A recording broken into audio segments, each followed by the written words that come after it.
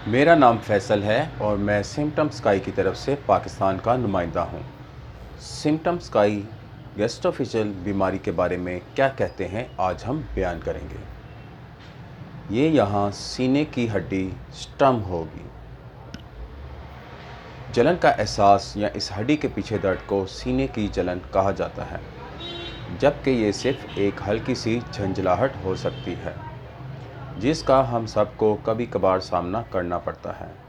दरअसल गैस्ट्रोफिजियल बीमारी इस हालत की एक बड़ी वजह है, लेकिन सीने में जलन की दीगर ख़तरनाक वजूहात भी हैं। और इससे पहले कि हम इस बात तक पहुँचें, आइए ये बताते हैं कि ये सब कहाँ से शुरू होता है। मैदा ऐसा उज़्व है जो तेज़ाब पैदा करने की सलाहियत रखता है, जो हर तरह के गोश्त और पौधों को हज़म करने की सलाहियत रखता है। इसकी दीवारें बुनियादी तौर पर पट्ठों के टिश्यू से बनी होती हैं और ये कि पट्ठों के टिश्यू एक मुताबिकत पजीर तरीके से सिकुड़ सकते हैं और आरामदेह हो सकते हैं। इसके अलावा सिर्फ हज़म होने वाले मवाद को मिलाकर हाज़मे की नाली में मज़ीद नीचे धकेलने में भी मदद कर सकते हैं, या ये ग़िज़ाई नाली के ज़रिए इसे वापस ऊपर ले जा सकता है। इस अमल को हम आमतौर पर कैय के तौर पर कहते हैं।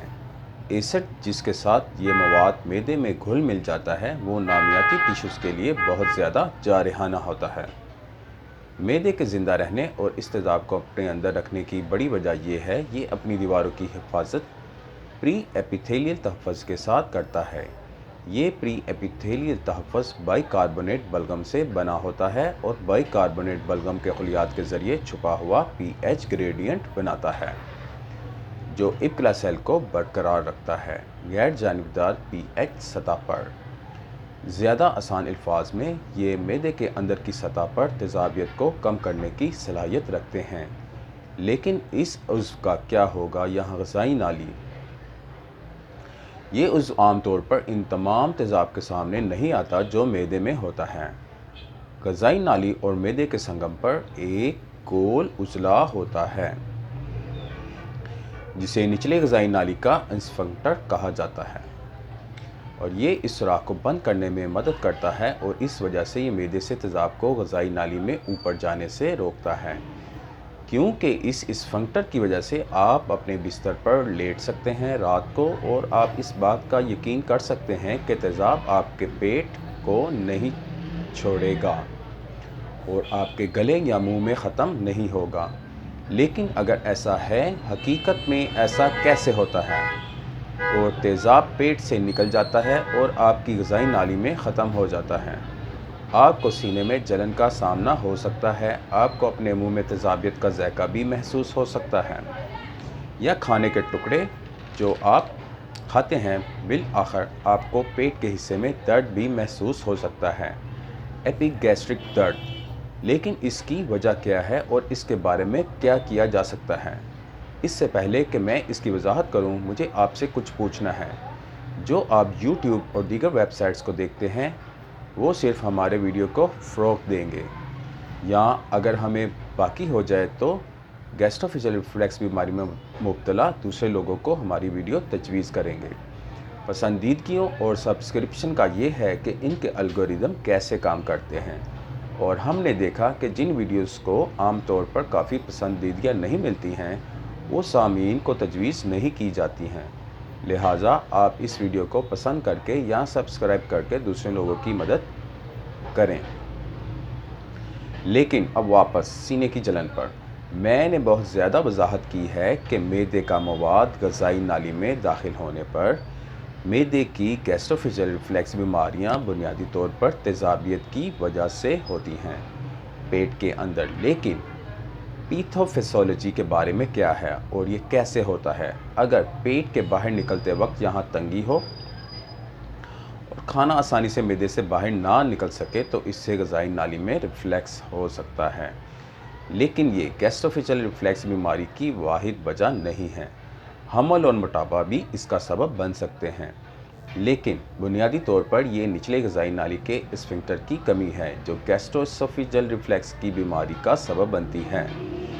जैसा कि आप देख सकते हैं कि वो मुख्तलिफ हैं और गैस्ट्रोफेजियल रिफ्लैक्स बीमारी की बहुत सी वजूहात, मुख्तलिफ इक़साम और नताइज हैं।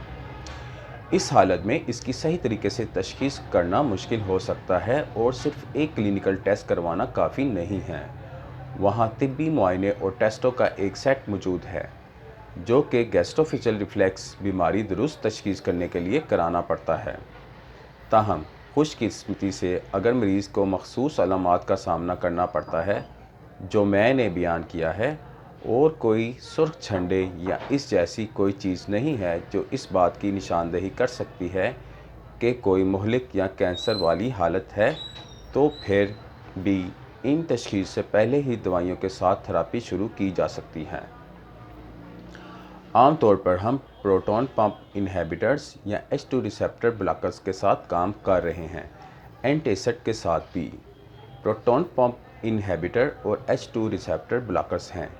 बुनियादी तौर पर मैदे की तेज़ाबियत पैदा करने की सलाहियतों को महदूद करता है, जिसका मतलब ये है कि पेट में कम तेज़ाब खारिज होता है।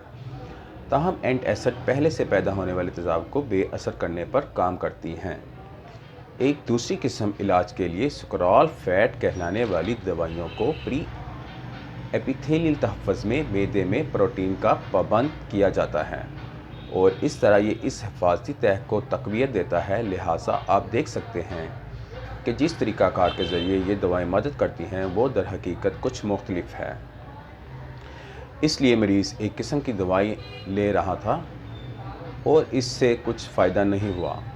हो सकता है कि इजाफ़ी दवाएं मदद कर सकें क्योंकि वो मुख्तलिफ़ तरीके से काम करते हैं, लेकिन पहले दवा भी जो पहली जगह पर ली गई थी शायद किसी गलत सूरत हाल में गलत वक़्त पर ली गई थी। एंटासिड मैदे के तेज़ाब को फ़ौरन बेअसर कर देते हैं, लेकिन इनके असरात बहुत तेज़ी से ख़त्म हो जाते हैं।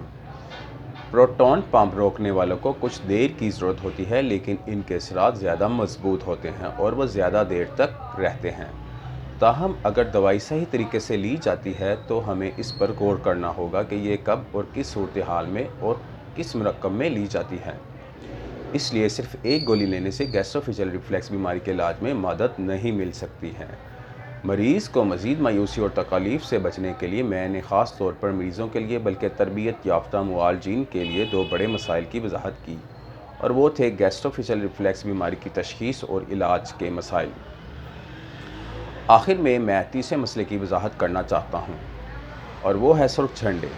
सुर्ख झंडे जो कि कैंसर की मुहलिक बीमारी की मौजूदगी की निशानदेही कर सकते हैं। इन सुर्ख झंडों में जिस्मानी वज़न में कमी, खून की कमी और निगलने में दुश्वारी, इनको कभी नज़रअंदाज नहीं करना चाहिए। अगर कोई मरीज़ ऐसी अलामात की इतला देता है तो इजाफ़ी तशख़ीस ज़रूरी है।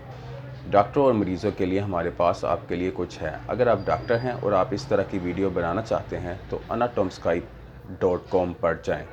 लेकिन अगर आपके दिल की जलन या गैस्ट्रोफेजियल रिफ्लैक्स बीमारी के बारे में मज़ीद सवालात हैं तो symptomsky.com/help/GERD पर जाएं। सिम्पटम्स स्काई हमारे मुल्क में और हमारी ज़बान में दस्तयाब है।